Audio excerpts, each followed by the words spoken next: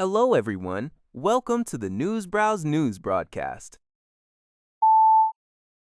Radio Canada International reports that Todd Blanche, the acting Attorney General in Donald Trump's administration, faced intense scrutiny on Capitol Hill regarding a planned $1.77 pentabuldro calm regarding a planned $1.77 billion US Anti-Weaponization Fund.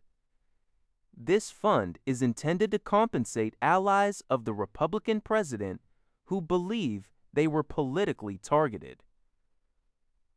Watchdog groups such as Citizens for Responsibility and Ethics in Washington, CREW, have decried it as one of the single most corrupt acts in American history.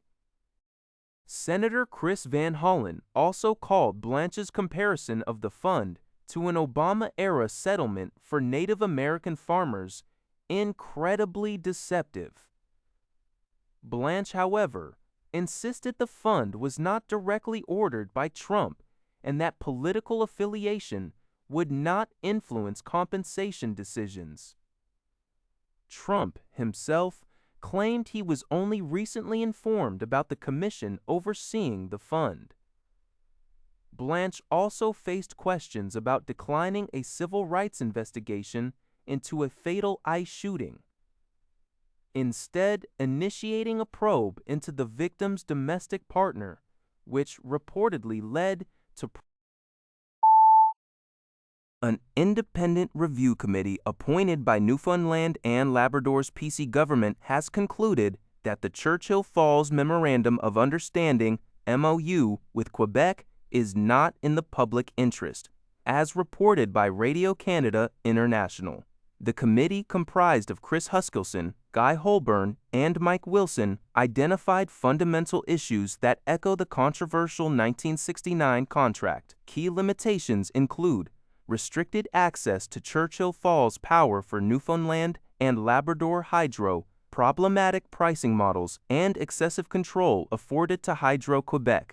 The report accused the former Liberal government of overreaching by directly influencing negotiation terms, such as imposing a 2% escalator clause and a 50-year term against expert advice. Furthermore, the committee challenged the Liberals' financial projections, stating that the MOU's potential benefit is $31 billion net present value rather than the stated $227 billion. Nominal Premier Tony Wakeham acknowledged the report's findings, describing the MOU as deeply flawed and emphasizing the need for material improvements before any deal is signed. He announced a new 3-member negotiating team to resume talks, expressing belief that Quebec would be open to renegotiation. The government remains resolved to develop Churchill Falls and Gull Island. The Canadian press reports that transit workers in Metro Vancouver are preparing to hold a strike vote after negotiations with their employer. Coast Mountain Bus Company reached an impasse. Unifor locals, 1.8B and 2,200, stated that talks broke down because the employer sought concessions related to contracting out and workplace safety. Coast Mountain Bus Company is a significant operator, responsible for over 96% of Metro Vancouver's bus services for TransLink. Unifor Local 1.8B represents more than 4,000 workers operating a fleet of approximately 1,400 vehicles, including community shuttles, electric trolley services, and natural gas and diesel hybrid buses.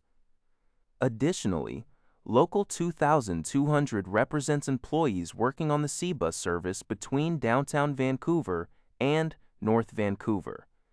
Negotiations have been underway since February, and the unions are now seeking a strike mandate from their members.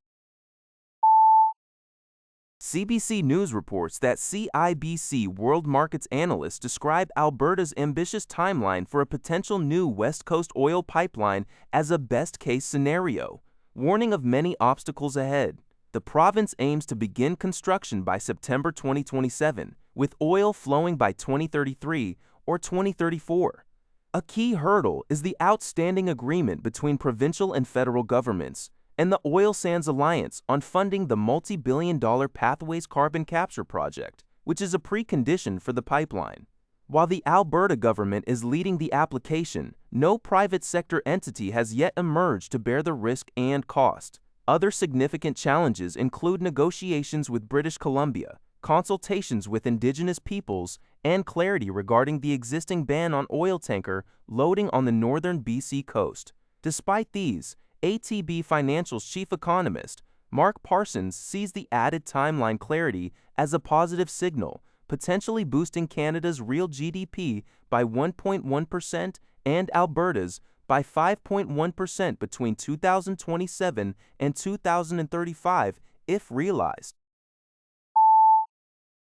Canada's renowned Snowbirds demonstration squadron will be grounded following the 2026 flying season until new aircraft are acquired, Defense Minister David Magouni announced on Tuesday.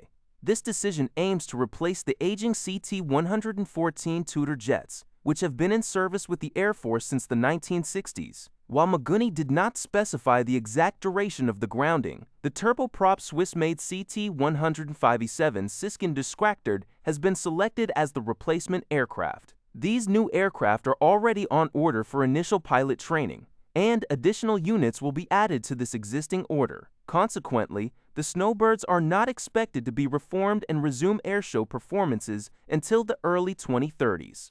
During this hiatus, the Royal Canadian Air Force will continue to support airshows across the country, likely drawing from its operational fleets. The announcement, made alongside Lieutenant Gen. Jamie Spicer Blanchett at 15 Wing Moosejaw, Sask, follows a review ordered by former Defense Minister Bill Blair into the maintenance costs and challenges of military equipment, including the Snowbirds. This news is reported by Radio-Canada International.